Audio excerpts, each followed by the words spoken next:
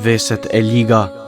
Në një nga ditët e shkëlqyera me diell, mësuesja u ligjeronte gjëra të ndryshme nxënësve të saj. Për një çast i erdhi një ide, që t'i nxjerrë nxënësit në natyrë dhe t'u ligjeroj jashtë, duke i shijuar rrezet e bukura të diellit. Përderisa të gjithë e shikonin mësuesen se si ligjeronte, ajo u drejtoi shikimin duke bërë me dorë drejt një fidani të mbjellë në kopshtin e shkollës dhe kërkoi nga një nxënës që të shkojë e ta kopus atë. Nxënësi shkoi dhe e koputi fidanin.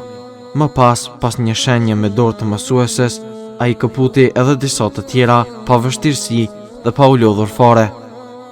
Pas kësaj, mësuesja ja bëri me dorë nxënësit që të shkojë ta kopus një dru të madh që qej mbjell në obor, por nxënësi ja ktheu duke i thënë se kjo që e pamundur, nga se druri ishte tepër i vjetër dhe i madh dhe asnjëse s'kishte mundësi të koputet.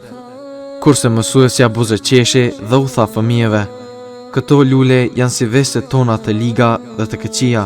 Sa më shumë që vjetërsohen apo qëndrojnë të gjalla për një kohë më të gjatë, aq më rënd është për ne që t'i largojmë ato. Madje mund të mbeten të rrënjosura brenda nesh përgjithmonë. Me të vërtetë, është më lehtë për ne që ta ndryshojmë gjendjen tonë pa kaluar shumë kohë, pas së cilës do të ishte shumë e vështirë për t'i larguar veset e këqija nga ne. Prandaj, ai që rritet me veset e liga do të mbetet i tillë përgjithmonë, përderisa nuk e ndryshon veten e tij sa më herët."